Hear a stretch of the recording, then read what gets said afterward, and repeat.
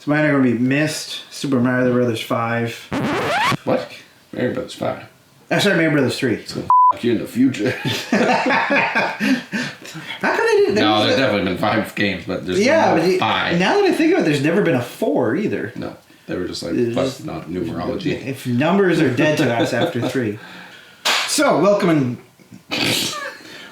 up already. So thank you for tuning in, and welcome to...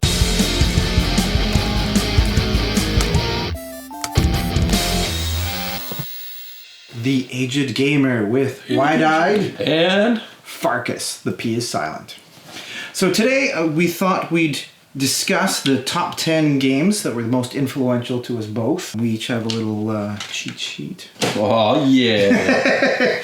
Number 5. So for me, number 5 was actually No Man's Sky. All right, fair enough. Well, the reason I put this game on the list is it was the first game I ever really played that had the fantasy of really just going from star to star and exploring.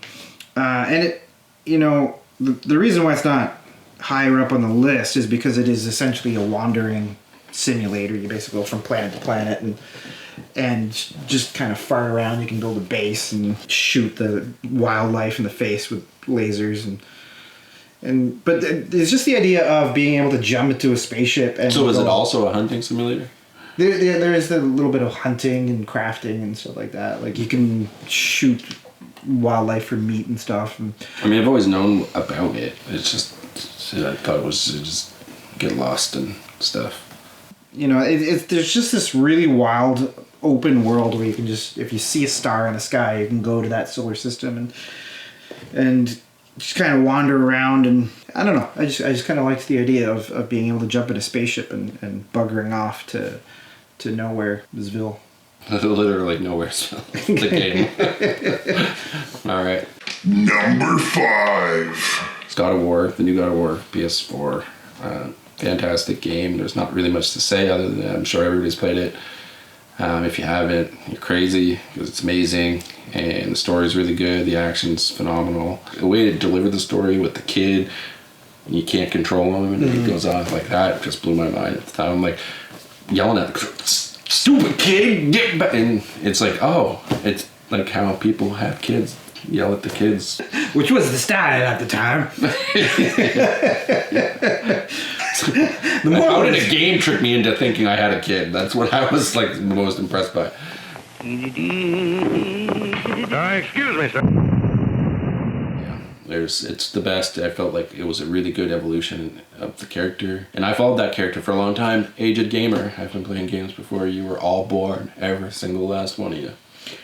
Yeah, and it's actually good that you mentioned that game because it's kind of also the game that we discussed that kind of made us want to do this channel, because you know we talk a lot about how we matured as the God of War series matured.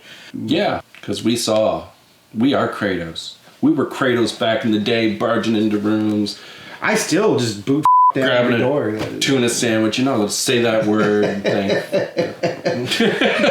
We were Kratos. Now we're Kratos, old and crampy. Without kids, we don't believe in that, but we respect those of you that have them.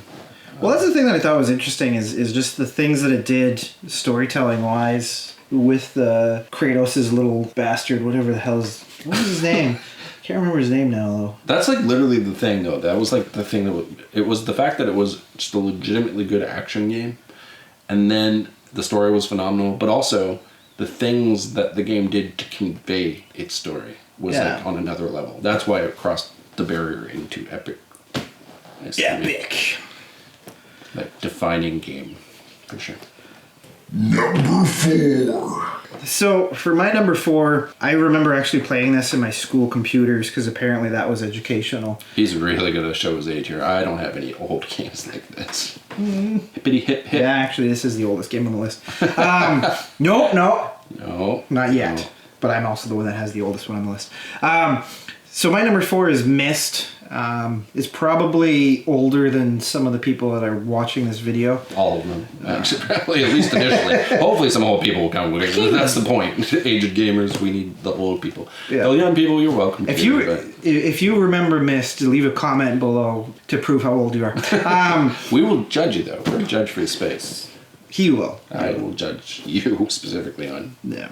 attrition. But I remember playing Myst, and it was the first game that ever really made me scratch my head and kind of work hard at puzzling out what was going on, what I needed to do. I remember there was one level where you had to like input constellations into this little computer terminal in the game, and that just kind of blew my mind. Keep in mind this was before the days of Google, so going online to find any sort of walkthroughs was a pain of dial-up proportions.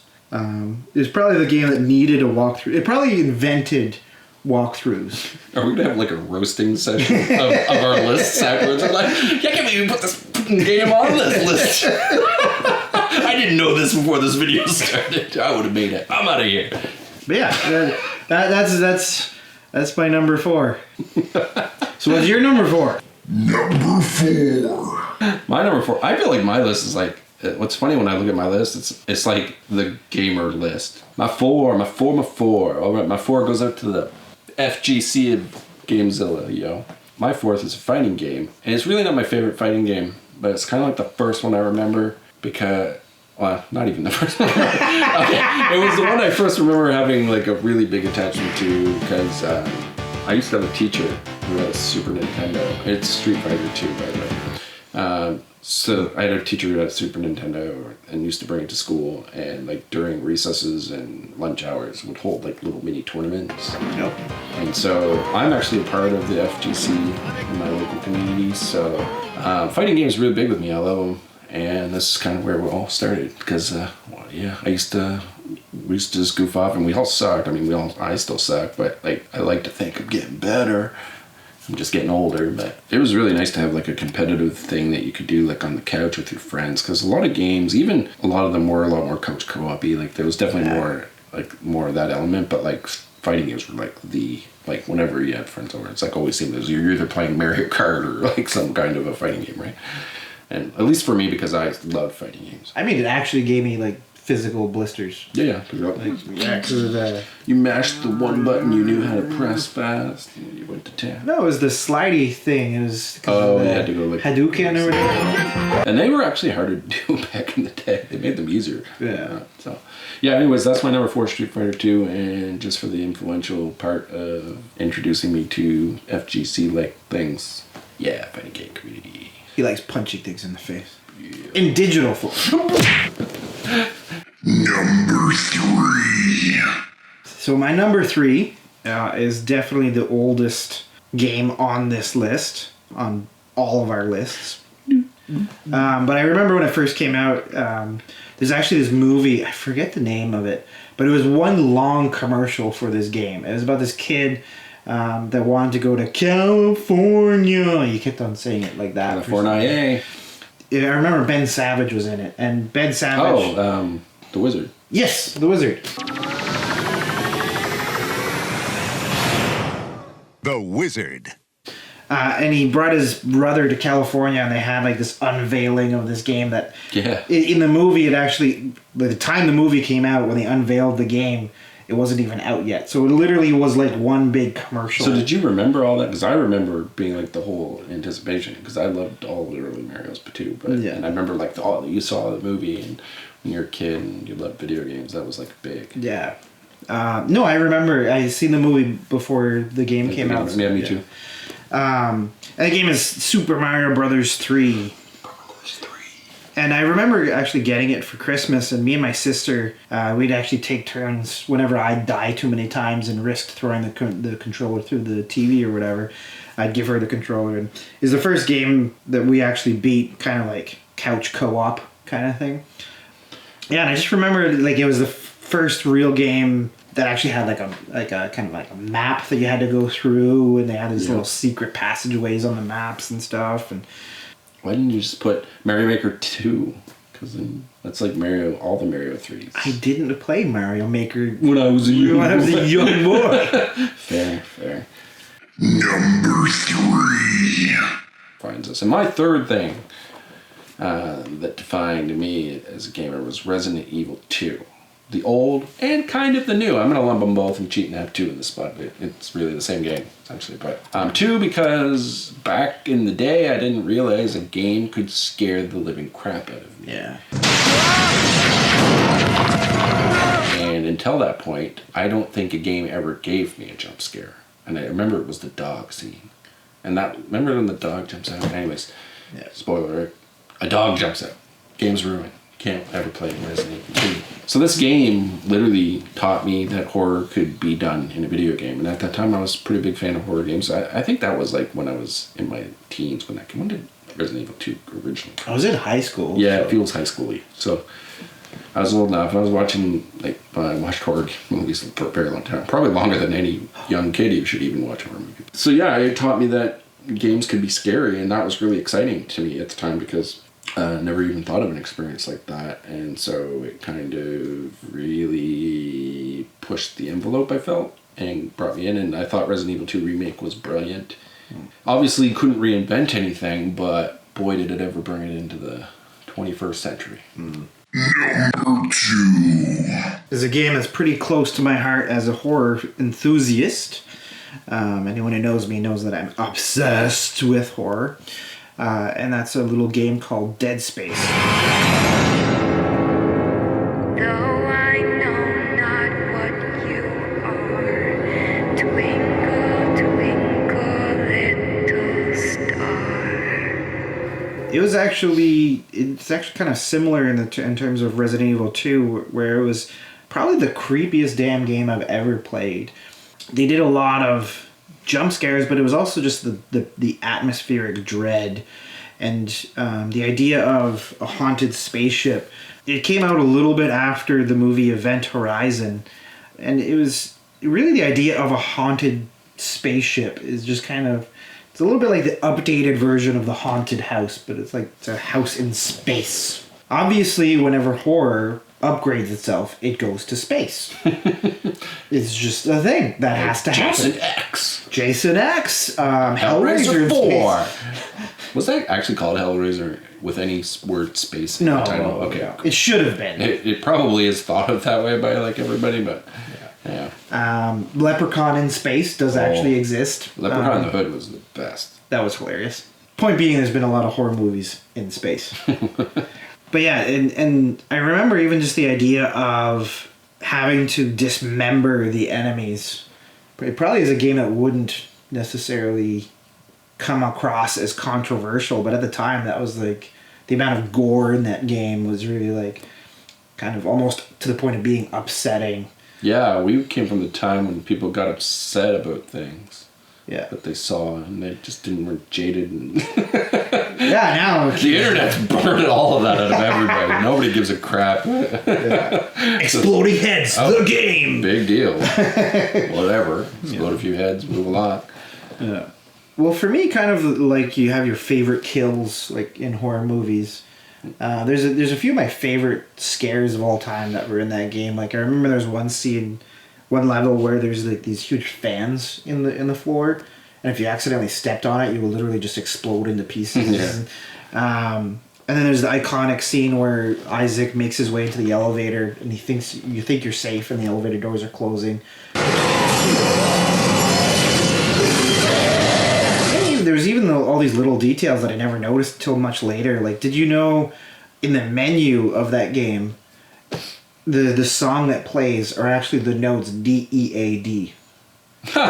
No. Yeah, cool. like the actual chords are D-E-A-D. Number 2.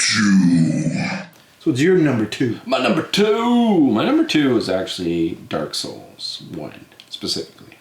I love the Dark Souls series, very close to being my first. But there is one that is probably the most defining. And it's only because I think, actually, you can correct me if I'm wrong about this, but I'm pretty sure the one, and you can't correct me right now, but the one that I'm going to say is my first, kind of influenced Dark Souls in some fashion. I have to feel like it did. I mean, either I'm making that up or it's absolutely true. One of the two things. Internet, everything's real. So Dark Souls 1, and Dark Souls in general. So, I played Dark Souls as a multiplayer game. I don't know if everybody ever did this, but I always did. I never... Like PvP? No, anytime I approached Dark Souls, it was always with a friend. Like somebody, like literally, and like before Dark Souls actually had a multiplayer aspect to it. Like before you actually like go find them.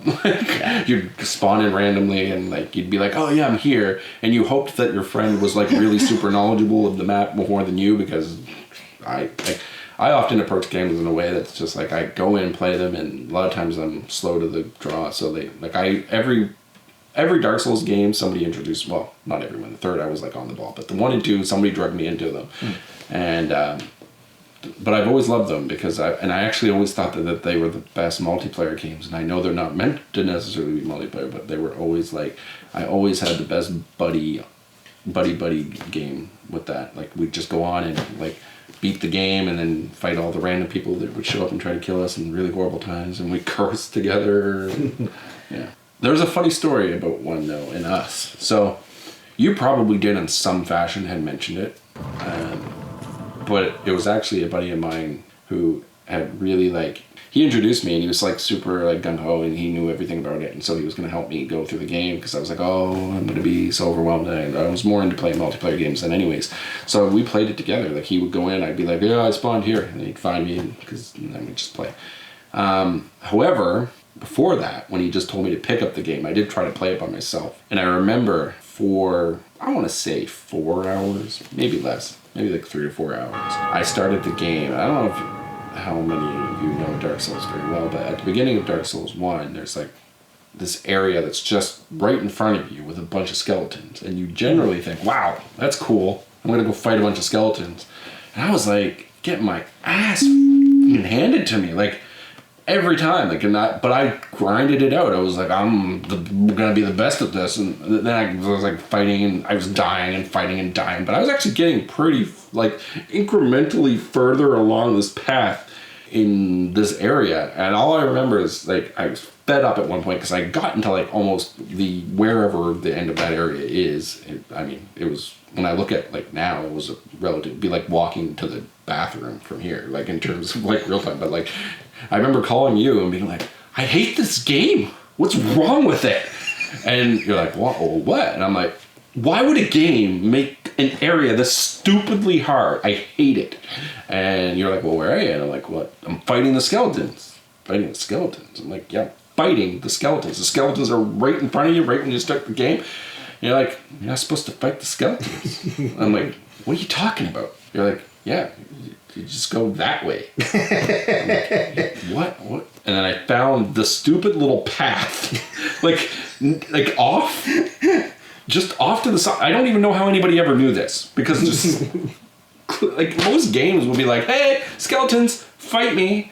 Yeah. And maybe that's like old school in me, but I was like, I literally spent like a day doing nothing but wasting time. But that, oddly enough, that interaction made me love the game, because like it expected more out of you, and even though I was just like brain must fight skeleton, gamer sort of move forward, attack, it made me respect how much design went into it. Because after that, I just played it through with my buddy, and we got pretty far. I remember beating it, but I kind of got walked through, so I felt like it was a little bit cheaty, because he was like super powerful.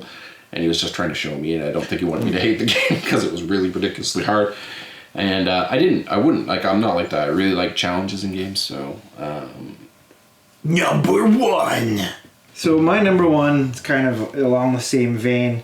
But for me, I wanted to go back a little further, and I don't think you've ever actually even played this game. No. But it's kind of the first Souls game, which is Demon's Souls, that came out for the PS3. And I remember at the time, most games were getting kind of easier and easier and easier, and it was really the first game that was like, yeah, you're going to die. I actually even remember shortly after, when Dark Souls came out with the Prepare to Die edition, I had to laugh. But Demon's Souls is kind of the first game of that sort where you really had to just kind of bang your head against these enemies that would constantly jump out of God only knows where to surprise you. Bosses that just kind of slammed you down and made you their... But yeah, and it was just... And it had this really interesting aesthetic. One of the things I thought was interesting about Demon's Souls versus Dark Souls They're very similar games, but Demon Souls kind of had this place they were called the Nexus, which is like this little afterlife-y kind of sci-fi spacey kind of thing, where you go in and it was kind of like a hub thing.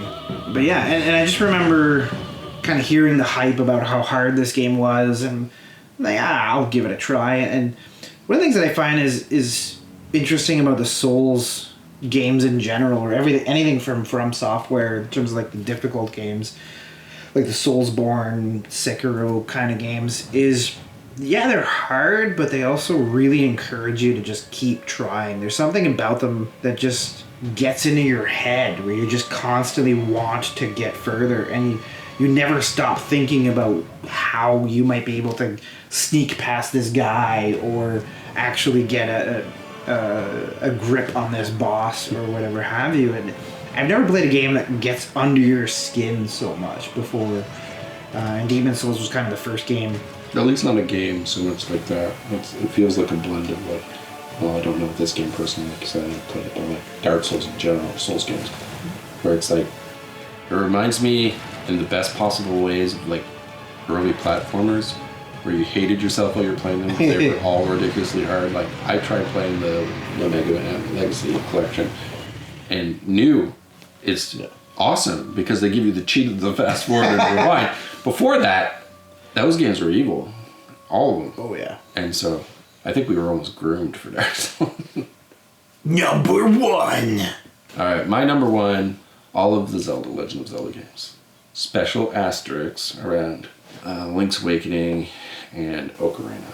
Those two were really, but all of them, like that whole franchise. I played those, every one of them, with the exception of one, and it was mostly because I remember either I sold the system prematurely or my mom sold it on me. I can't remember. Sorry, Mom, I'm going to throw you under the bus here. But anyway, something happened. I ended up not being able to beat it because when you're a kid, some of those games, like Link to the Past was amazing and captured me. I played it multiple times, beat it like right away when I got it.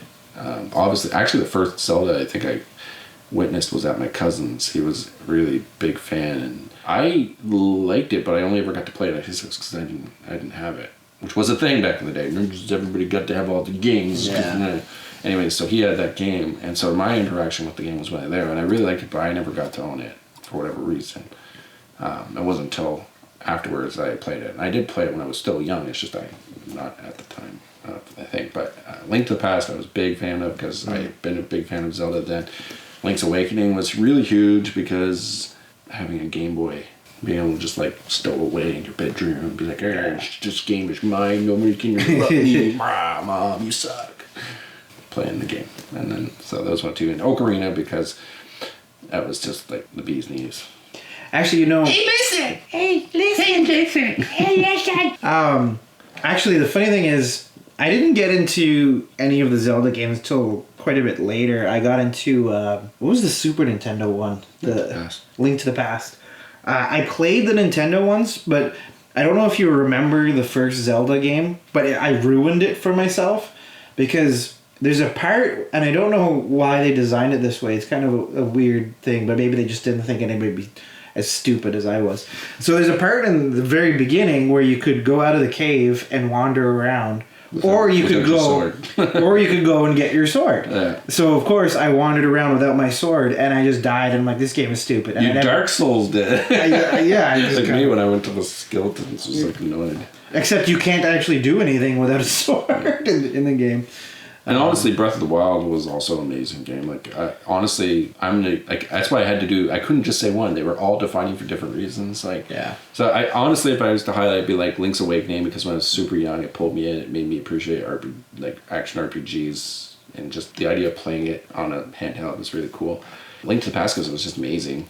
Ocarina because it was like one of the most fullest 3D worlds I'd ever played at the time, and I think that just captured my imagination. And Breath of the Wild because it did the exact same thing plus more, brought it into the modern age and like captured my imagination just like it did when I was a kid. That's what's crazy about it, because when I played it I got super hooked and it was like I was a kid again just playing it. I remember taking a week off of work. The good thing is workplace doesn't see this. I took a week off of work. I didn't, not while I was working. I'm like, work, stop. I literally took vacation. Yeah. Ixnay on the vacation. No, I did. And actually beat the game. It was kind of weird, but like when the DLC came out, I was actually sick at the time for like 2 weeks conveniently.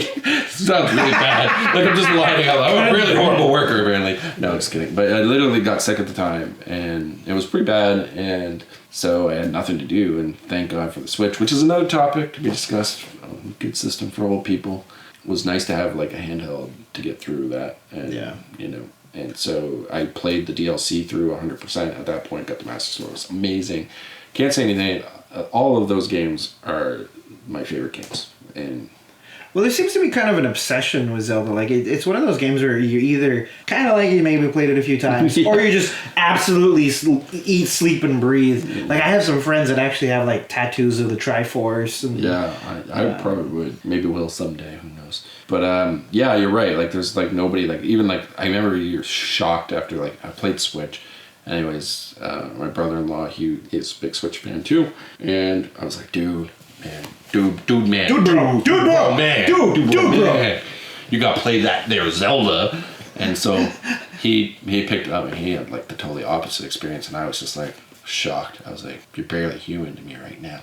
Because he's like talking about like the weapons and stuff breaking and how annoying it was. And I was like, what are you talking about, man? Real life is when your crossbow breaks. Crossbow? Crossbro. Anyway, yeah. So that's the one thing I thought was a little silly though, was the fact that your crossbow broke. The stick I understood, and like the sword, the fighty thing. Yeah, but like a crossbow. Why does a crossbow break? Understand. Everything had like the same, almost the same life cycle to it, except for like you'd get a sword. Eventually, you can make the Master Sword like an awesome thing that never broke, and then like, but you had to work hard for that, man. And by the time you got it, the game was pretty much over. So just like life. Just like life. I finally got it, and life's over. Yeah. Yeah. So that's it. So I mean, now to wrap this puppy up, yo. Yeah. So that was our top 10 list of most influential games. If you liked what you saw, like, comment, subscribe. And we're going to continue on this trend of talking about, you know, a more mature take on gaming from like an actual adult's perspective. You can grow old in a game. It's not that bad. It's not like Joe Rogan says. Freaking Joe Rogan. If you're watching I this, love you, Joe. Joe. We love you. You're not watching this, but we still love you. Anyway, yeah. So that, who knows what we'll get into? All kinds of shenanigans. Out. Like, Comment. subscribe.